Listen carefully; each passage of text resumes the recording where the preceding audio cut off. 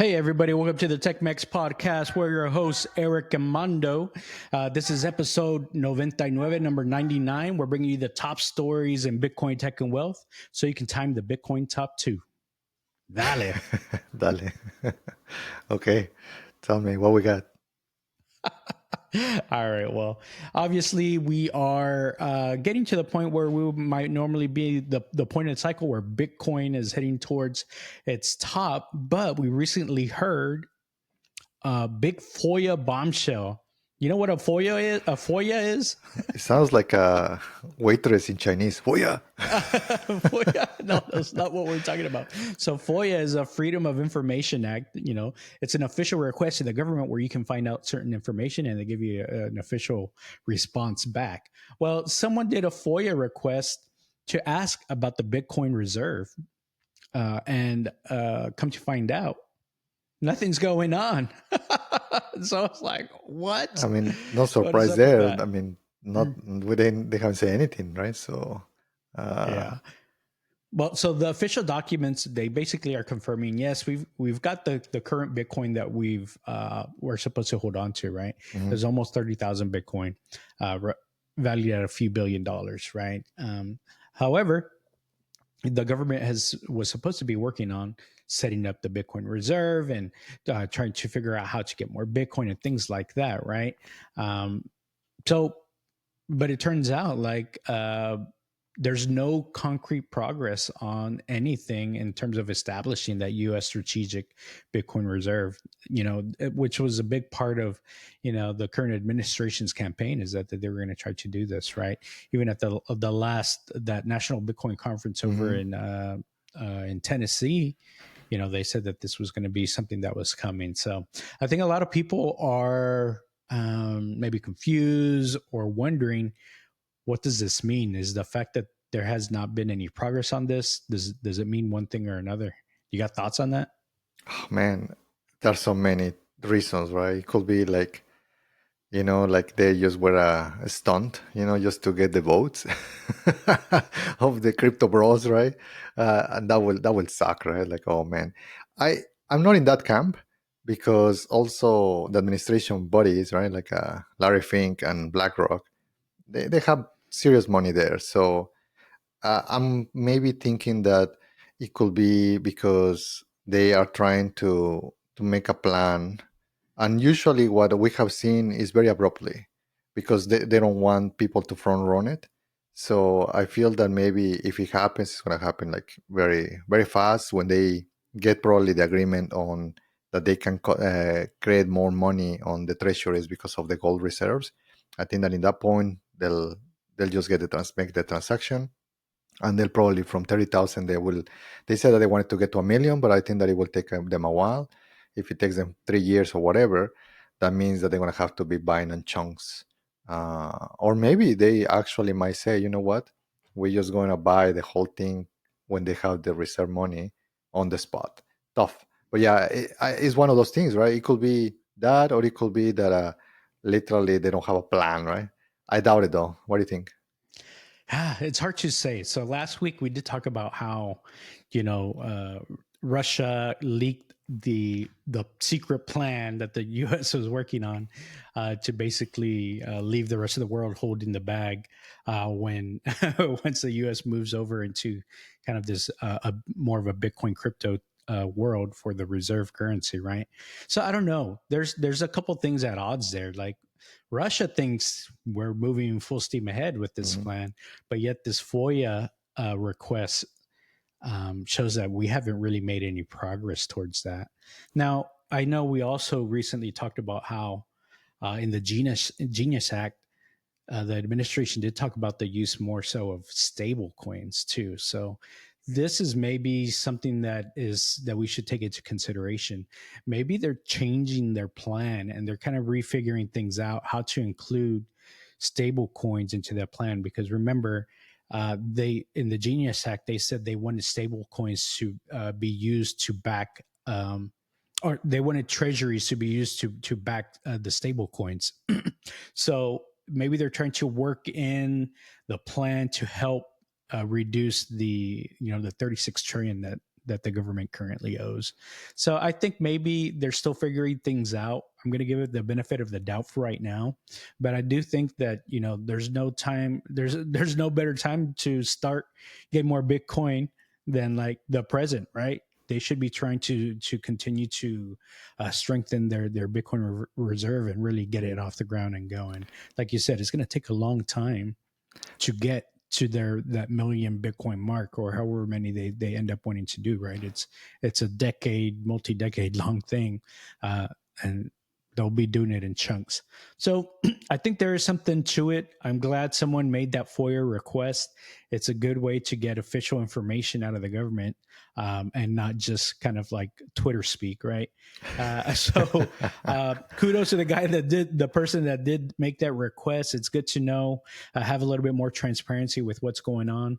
I don't think it's time to worry yet, but it's a good way to keep those folks accountable. Yeah, yeah, for sure. It, I feel that is more that we don't know. And at the end of the day, regarding the stable coins, I see it separately. For me, the stable coins is more about the mechanics. It's like you have money in your bank, you have your fiat, right? You have your dollars or whatever, and then you're using a debit card, or you're using a credit card, or you're using a check to be able just to use or access to that fiat. That's how I see it. That the actual stable coins help you to make to transact it. That doesn't mean that they're literally worthless. If they are backed by dollars, then it's like this is the same shit. It's just making it using crypto infrastructure to be able to transact in dollars.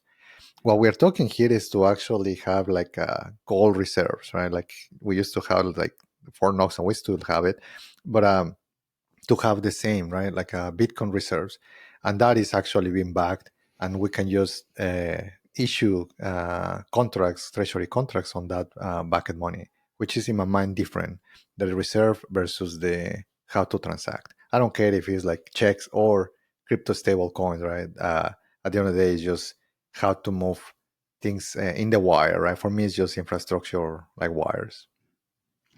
Yeah, yeah, that's true. It seems like maybe that is going to be the plan. They're just trying to figure out how to kind of connect everything Hmm. and make a cohesive system that's going to work together. So hopefully that's it.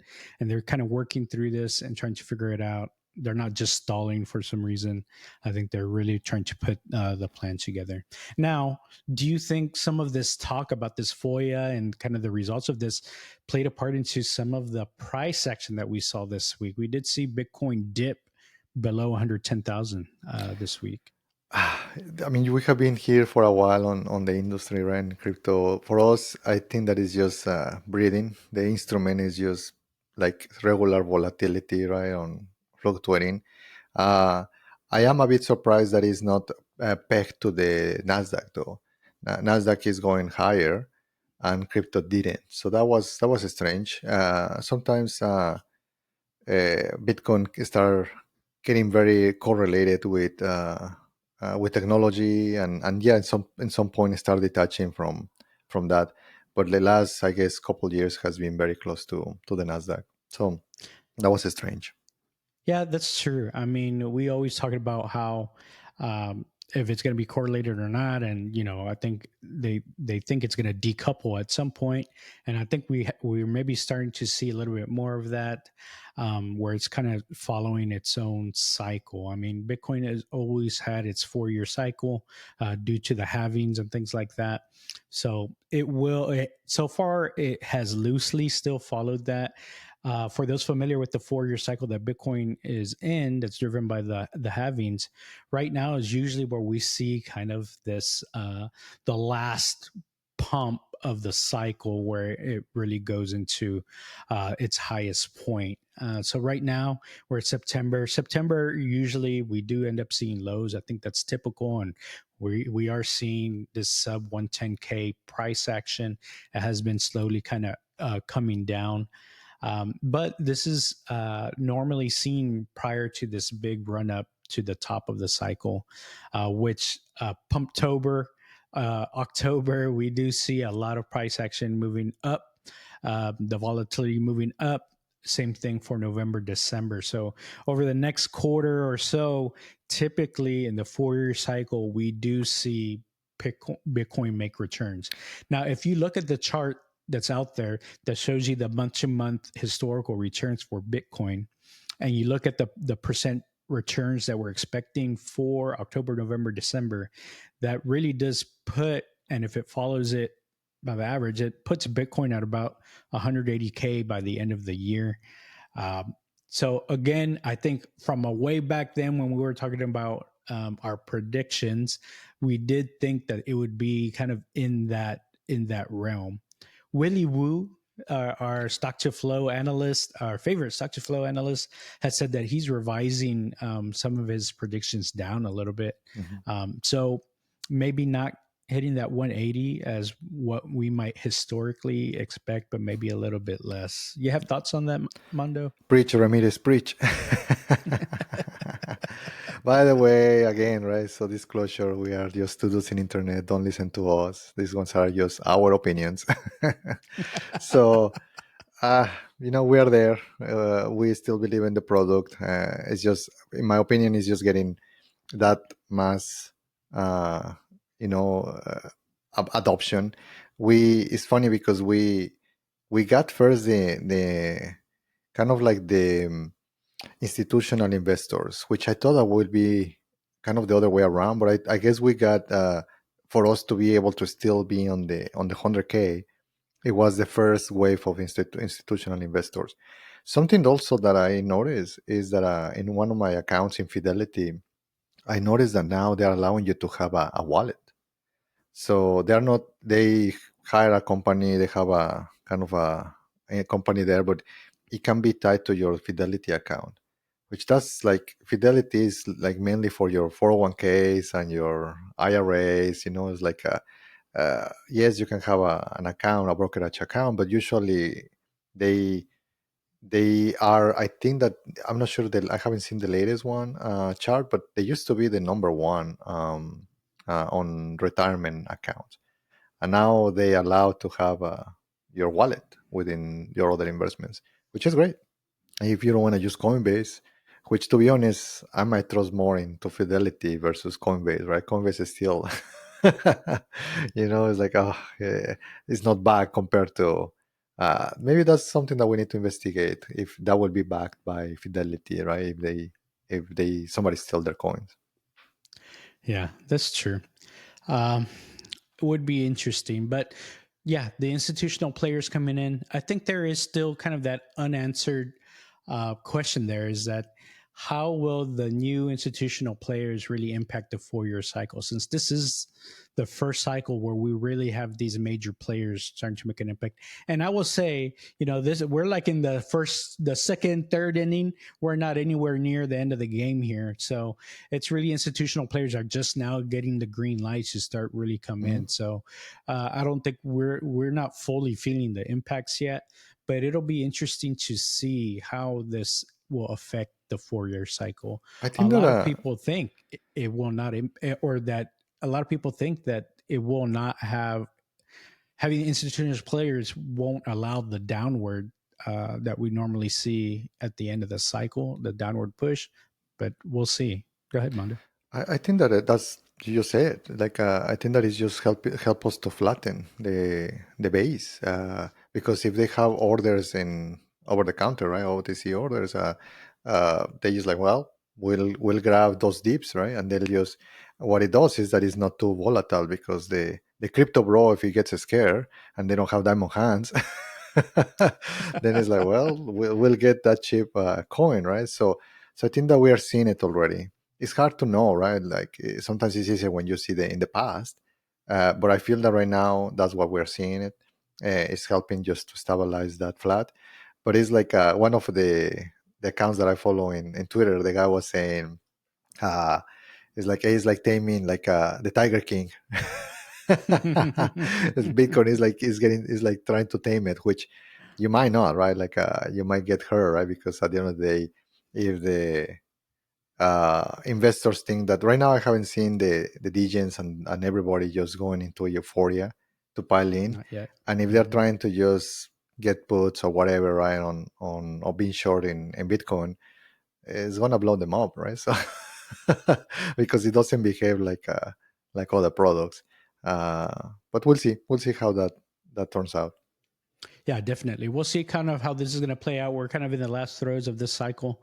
Um, One other thing to look forward to is that gold has had like a pretty good run here right now. And so what we normally see with Bitcoin in relation to gold is that within 100 days Bitcoin usually follows once gold hits its stride here. So I think it does line up here pretty well with the cycle. These cycles, for the most part, they are hit the same kind of time frames, but we have seen some shifts in this cycle with time frames. So I don't expect them to be exactly the same. It may we are. I think we're likely to go into early part of 2026 still hitting that top of the cycle. It might be shifted a little bit since we did see part of the early part of the cycle was also shifted. We saw some an early pump kind of earlier than expected. So things are a little bit different, though generally we haven't seen too much breaking from the cycle. But we have seen Willie Woo from Stock to Flow see that, yes, he would expect the price to already been a little bit higher. So we'll see. Institutional players, I think, are making an impact here. But we got an interesting October to look forward to see kind of how things play out. Yeah, for sure. All right, moving on. A couple of things that we did note on Twitter again this week was a little bit on AI. We did see Tesla and Elon mention version 14 of FSD was coming out in October. Did you hear about this announcement? No, but I'm trying to figure out because our Cybertruck FSD is already in 20 something, right? 20 our version. So Yeah, that's I guess the our firmware version. I don't know whatever you want to call it, our yeah. software version. But this is specifically the version of FSD. So if you look at FSD, we're Mm, like on 12 point something or other. okay. But I guess I saw the headline, which is Mhm. like it's gonna look like it's sentient. So it's like I don't know what that means, like what do you mean? My Tesla cannot even like change my freaking station, radio station. So it's like sentient, yeah, right. I know, right? So it's pretty exciting to hear kind of this big talk here about FSD version 14 feels sentient, like it's its own thing. It has a mind of its own. It's able to navigate you through the mean streets of Houston very, very easily. So I'm excited about it. Elon did say it's going to be a point release. Is gonna They're gonna do a, like, I guess, a slow roll Hmm. for, I guess, the early adopters of version 14. Then they'll have 14.1, 14.2 throughout October, I guess, for the larger release. But I'm pretty excited about this. I feel like my truck has gotten a little bit worse in terms of its driving. Hmm. I don't know if that's just me because of my expectations got higher, so it just feels like it's worse, or if they're really tweaking it here and then. Because we get updates like what every Every few weeks or so. yeah, There's a every few So I weeks, yeah. wonder if they tweak it here and there to test certain things. I But I tell you that it's very difficult to figure out these the LLMs because there are so many parameters that humanly possible. It's very hard to test it. So the industry is still trying to figure out how to backtest new updates. So yeah, again, because the LLM might react in certain things, right? They are building that. The same for OpenAI. They are doing some reinforced learning, and suddenly they'll break it, right? And again, it doesn't feel like they're breaking it because it's still driving by itself, right? But I agree. Sometimes I can see changes on the speed or how it's moving around that it didn't feel that way before. So hopefully they figure out a way to be more predictable and instead of rolling out those changes. yeah, that's true. So a lot of people are thinking that. Um, we're going to get basically the robo taxi update. So right now, right, robo taxis are roaming around Austin right now, and I think they're looking at different cities to also start the robo taxi rollout. And those are, for the most part, pretty autonomous. They do have the Mhm. safety driver there in place, but I don't think they're really interacting much. So I think that's the version that we're getting. More than likely, I don't. We don't have like insider info here, but I think that's what folks are expecting is that we're going to get that robo taxi version of driving into our vehicles. So that should be pretty cool. Pretty good to see. And here's the thing: they're saying that this is likely. They say it's the second most significant update to Tesla's autopilot since version 12. So this will be a pretty big update. I think that's what the expectations are. But they're saying this is going to be a tenfold increase in the parameter count, which this is what's bringing us to get that this better performance and the ability to have like that robo taxi type experience. I mean, I'm excited. Usually, I'm getting used to not paying attention. I do want it to be like a fully autonomous. Maybe there's some legality they're gonna have to roll out in different cities. Say in this city you can do 100%, right? Like because it's kind of annoying that because now you don't have to be like 100% paying attention. Maybe you want to see a Netflix show, right? I don't know. Yeah, You I know, know? right? It's like playing video games there, right, in the console. Yeah. Well, you know what? That's a good point to note. So, like, while I think this is going to be like the robotaxi software, it's still considered a level 2 ADAS system. So, the advanced driver assistance Mhm. system. So, basically, still supervised. You still have to pay attention. You still have to be ready to take over the wheel. So, while they do say it's going to be a big improvement, not necessarily hands free yet, like completely, right? So that we're not going to be there yet. But I think we're seeing the technology now coming together. I know they've said that they're going into a neural net and things like that. But you know what? You said that someone asked you an interesting question the other Mhm. day, like what is it? What is it right now that's making like these improvements in AI and robotics like possible? It's we have been in the industry for a while, right? So you see this renaissance of technology where like there were phones before. Nokia was kind of dealing with that, and suddenly Steve Jobs came. He's like, "No, this is the iPhone, right?" You know what? Maybe I I'll should wear tell you what a you want. turtleneck. So you see entrepreneurs that they are like fantastic on understanding design and form, right? And they just put together this tech. And then you see kind of internet how it took over, right? Now the inflection point is AI. And the person that was asking was my wife, and she was asking like, why now robotics again, right? Because I have been doing robotics. Even one of the robotics that I did two robots in college. One it was like a roach, 6 legs, and then, because uh, people say uh, like a spider. No, no. Usually, I think that spiders have eight, right? So, anyways, and we also did a bipedal. It was so hard to do it, like for everything, right? Like the cat, there were cat systems. Yes, there was internet and so on, but the technology you needed almost a PhD to develop this type of things. There was no 3D printing. You have to do it like old fashioned with like machining, CNCs and machining, right? Like manual machines.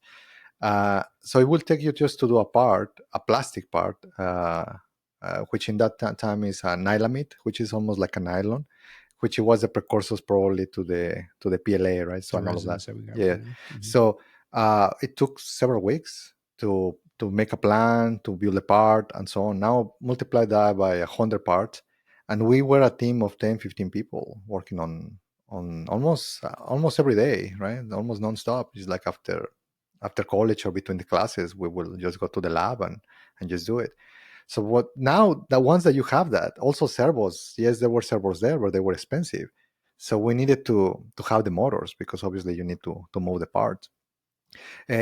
all these to put together, you need a controller. Now you have like Raspberry Pis, and you have all of these different devices that you can just put them in. But before it was just computers that we needed to disassemble and grab the smallest ones that we can, and even the drivers to be able to control the motors. A lot of things we needed to manufacture ourselves. On top of that, okay, now you have the robot. Let's say that you already built it. It's like, why is so important right now AI? Is because you don't have to program a step by step the robot, and that's what we did in the past. Like you have to move. And let me maybe share with you guys. I have been working on this robot, and you guys can take a look in some of the videos that we have shared. I'm working in this. This project is basically I started in August. Uh, I got some of the design from Spot Micro, right? Because this is kind of the similar to the Boston Dynamics. It's a quadruped, and one of the things that we can see is that you have all of these different things. And now the cat I'm using Onshape. There are a couple of different cats that you can use. You can use Fusion. You can use Onshape. The reason why I'm using this is because it's free, so you can just use it, and it's on the web. So one of the things that you need to do is to be able to create the different positions for the joints. So that way you can tell the simulation to do it. This is kind of your first step to be able to pass it into a simulation, and then AI will be able to program to try to brute force it to move. Because before you actually have to tell the program, hey, you have four legs, and you're gonna have to move 20 degrees this part of the joint and the shoulder, right? And it was like very step by step. Now with AI tries to move around all of the legs until it tries to find the rules and the rewards that you're training. Almost think about it like a dog, where you are teaching the dog. You don't tell the dog like, hey, just sit down, right, or stand up. You're gonna have to teach the dog with food or whatever, with a reward, to be able to say, hey, this is what it means to sit. This is what it means to stand up.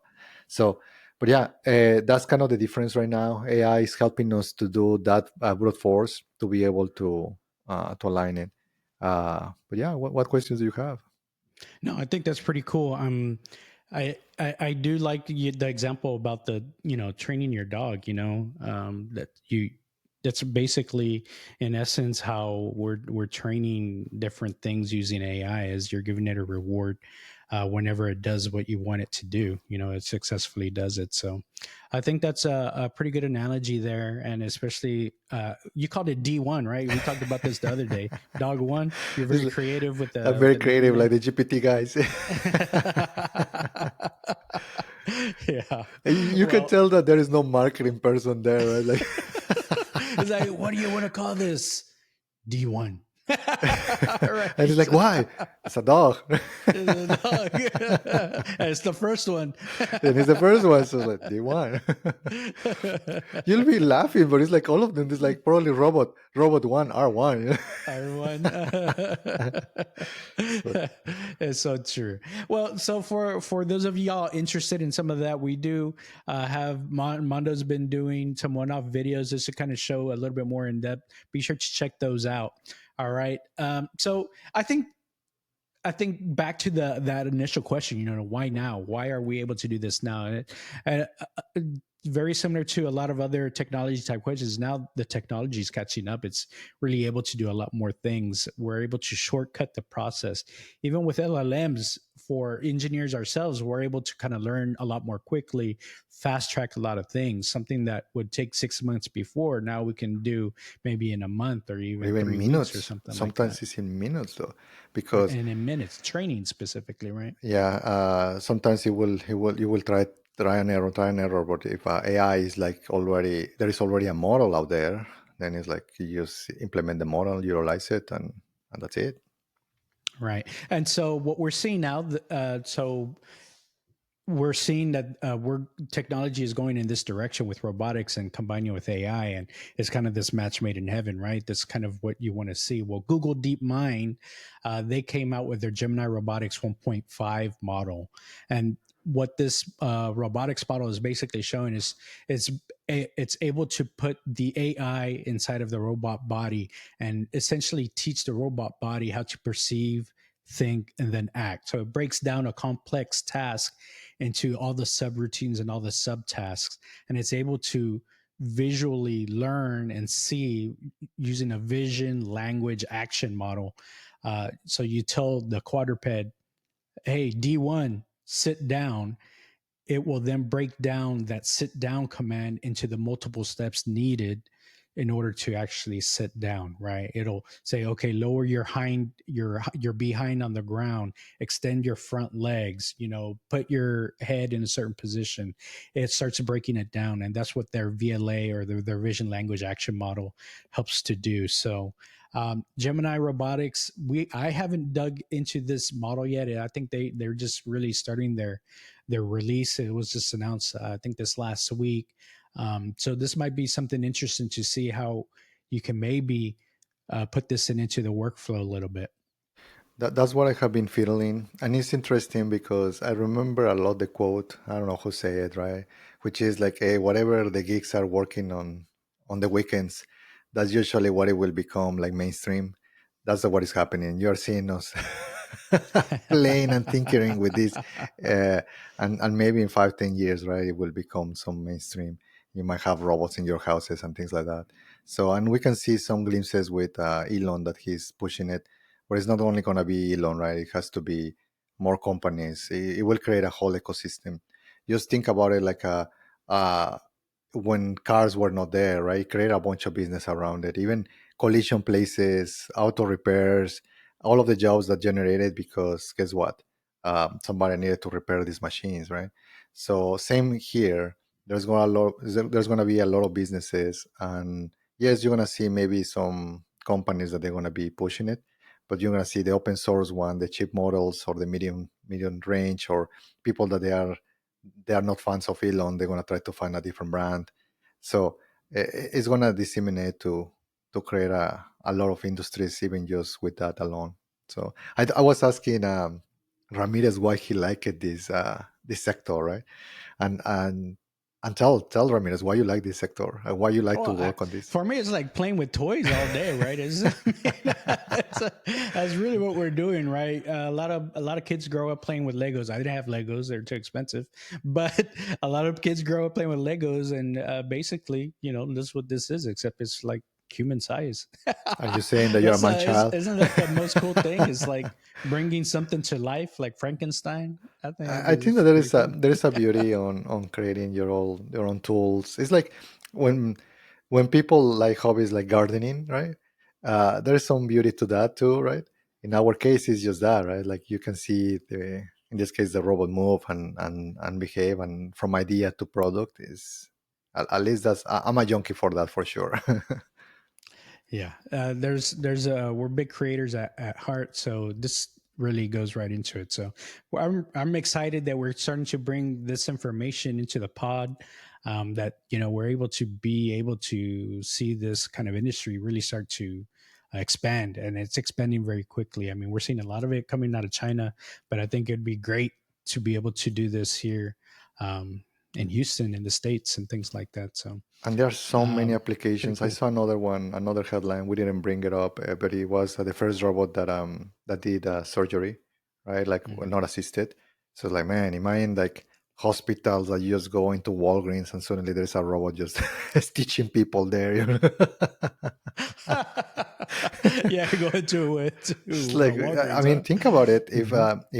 If the robot is capable to do that in a and my daughter, she had a little thing in her nose, and they didn't use stitches. It was glue. It's the first time that I see Mm. like almost crazy glue, you know.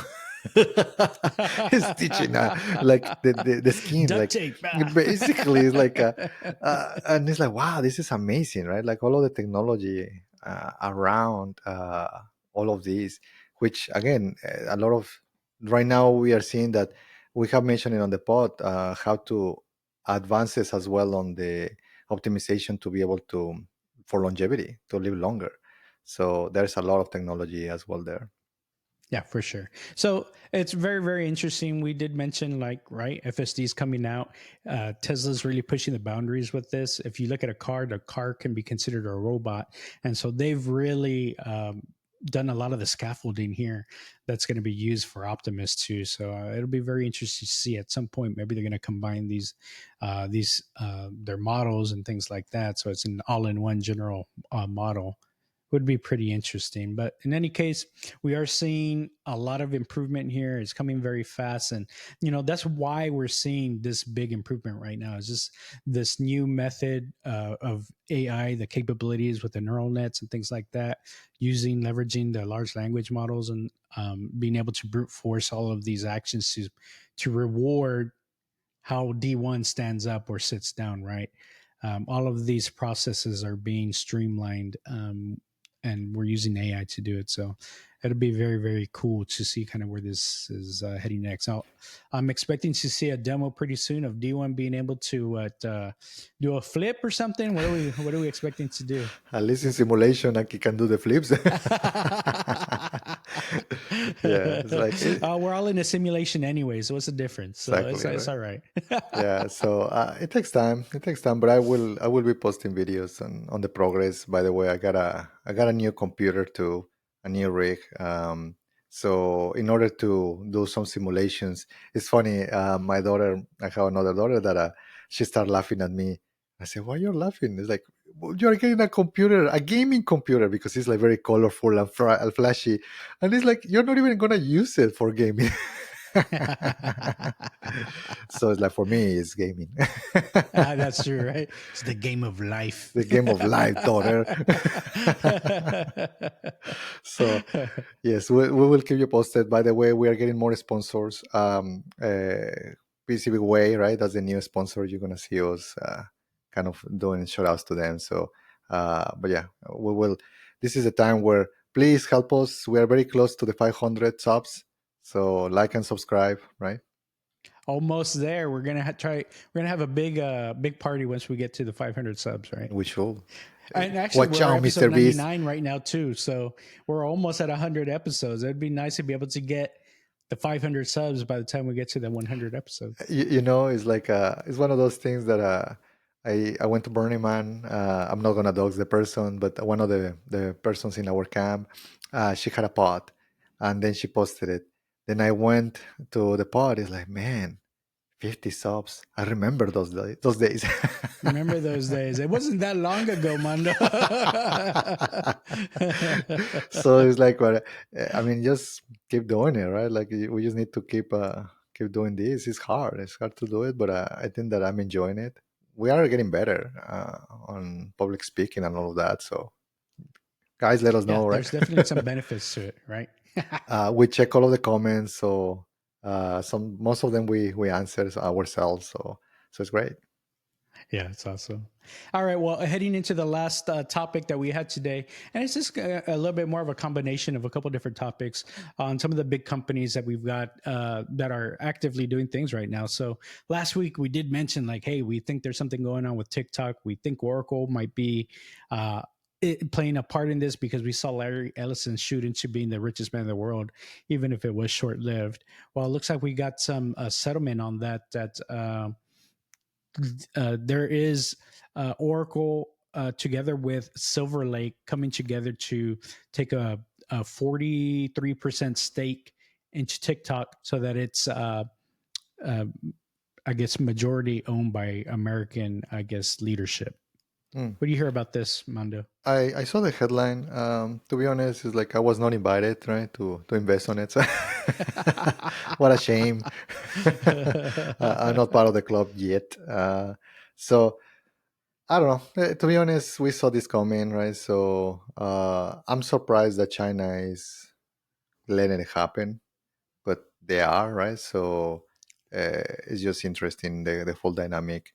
I mentioned it before. I think that we are in a cold war, right? I think that this one is a social media war.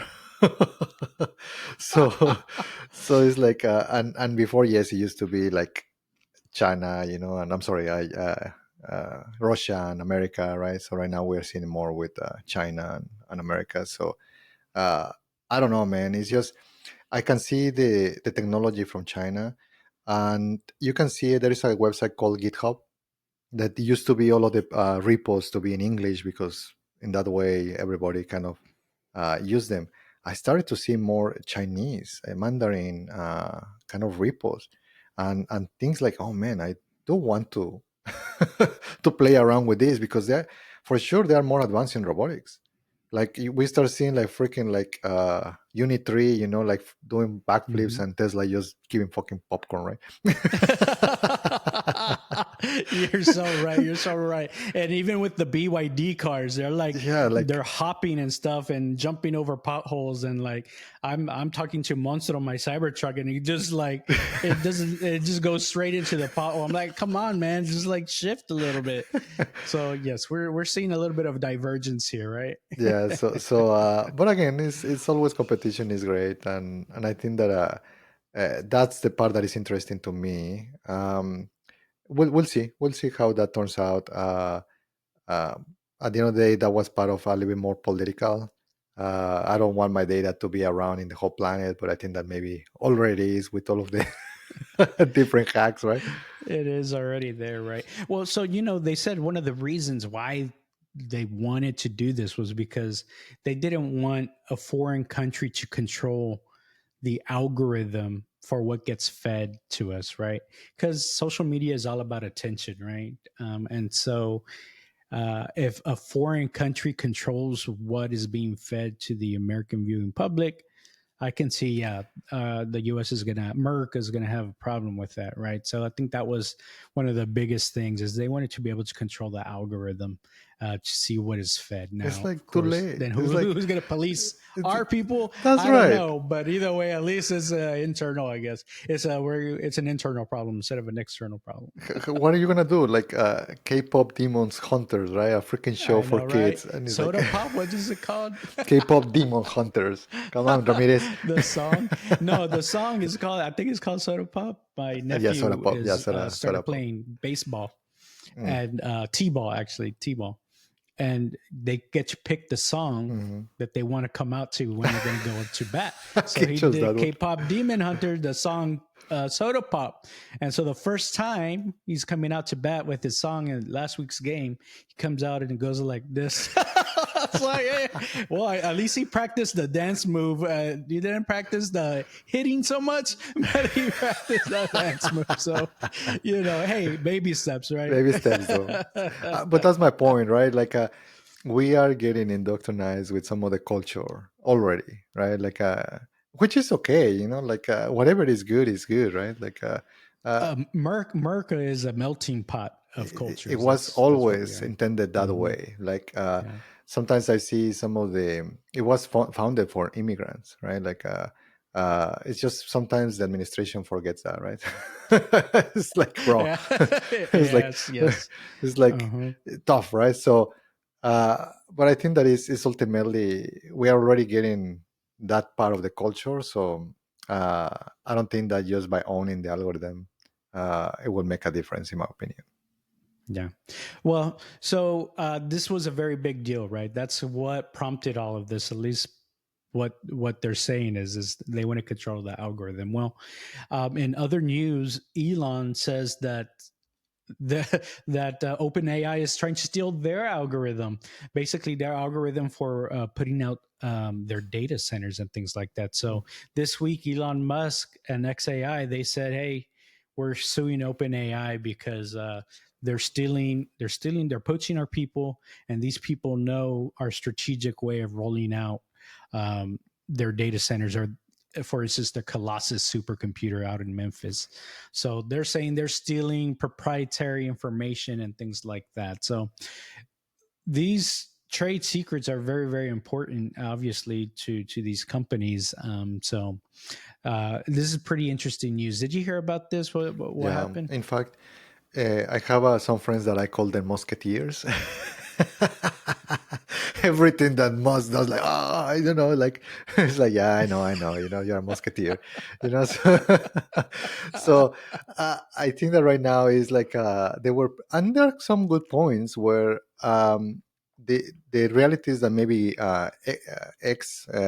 XAI, they have this supercomputer that they just have been able to just have Grok in one main mega supercomputer. And yeah, there's Microsoft and Google that they have a lot of GPUs, but they don't have one super mega like supercomputer with one AI. And the only company that has been able to do it properly has been Elon's company. So sure, I take that. Now OpenAI is trying to do one, and that's part of this effort to not do it, right? So I feel that is like I just mentioned it before. Competition is great. If Sam Altman is competing with Elon, that's great. We need more Americans and people in this side, right? Like trying to get better options instead of different countries, right? So uh, I'm very curious how it's gonna play out, right? With the fight of nerds. Nerd fight. So it's like, no, you stole my people, you pay like 10 millions more than me. Well, that's true, but we have seen that there's been plenty of poaching going on, right? I think we're seeing a lot of this with a lot of different companies. Even Meta's also been trying to poach people from OpenAI, doing these crazy salaries, kind of Chris salary. the same salaries that you might see contracts like NBA superstars getting, Mhm. but they're they're trading for nerds here. So Nerd cards. You're gonna see yeah, exactly. like the collectible cards, right? Like now you see the face of. Yeah. It's kind of funny though how Sam Altman is like treating all this, after the lawsuit. Sam is like, whatever, this is just the latest chapter in Mr. Musk ongoing harassment of us. He like totally plays it down like whatever, Put so it on my tab, I think that even aggravates Elon even more, right? Well, he's not used to it. People don't fear him, right? Like Hmm. it's like except when he went with Cook. Okay, Mr. Cook, the campus is very nice. I know, right? He's like, you want to be in the Play Store? Okay. Exactly, it's like one little thing there, and X is out of the Play Store, right? So Yeah, it's too funny. Well, that's what's going on here. And here's the thing: I talk to Grok a lot. Now that it's in the truck, I'm talking to Eve about all kinds of yeah, I stuff. know the flirty Eve, huh? Yeah, well, Eve, that's the best one, right? I always put it on Eve, but I Grok. There's something to Grok there. I think it has very, very good conversational. I think I like it better than the Chat GPT chat, like Hmm. real time chat, right? But either way, competition is good. We're gonna see both going at it. Hopefully, it makes the products better. So hopefully, we end up winning as customers. Yeah, one of the things that I don't like about Grok is that it's temporal, the conversation. Like it doesn't save that memory, which is kind of sucks. It's only if you're chatting about that topic, and if you want to take it again, it's just it's gone. Yeah, that's true. Well, if you sign in, it'll at least save the conversation to the app. So Mm. your conversation will be saved to the Grok app on your phone, so you can go back and revisit it. But yeah, I don't think you can like start up the conversation Hmm. again later. So yeah, I also noticed the same thing. Even though I asked Eve, I said, "Hey, can you remember the Yeah. conversations that we just had?" They're like, "Yeah, of course I do." And then, but no, it doesn't. So it's just like, all right. You like me, right? You're my friend, right? You said you were my friend. Wait, no, Ramirez, you have issues. Yeah, that's true. Well, anyways, just catching everybody up on kind of what's going on with the big companies, with the big billionaires, what they're up to. There's always something going on. But if you guys like the content today, just please like, subscribe. We're almost at the 500 subscriber mark, almost at the 100 episode mark. Next episode will be number 100. It'd be nice to get 500 on 100. So uh, pretty cool. Also, I'd like to thank our old sponsors and our incoming sponsors. We do also have an Amazon store that is wanting to sponsor us. So we're working on getting uh, a link to them, so hopefully get you guys a discount. They do have some Peruvian soft cotton clothing, and then also some bamboo products that you guys can check out, and they are actually worldwide. So if you're listening to us in different countries or in Europe and things like that, you guys will be able to have access to that. I know some of our others, our Cybertruck items or sponsors, are mainly in the US, but I'm sure you can find them in China too. So For sure. but that's all we got for today. We'll talk to you all again next time. Dale. Bye.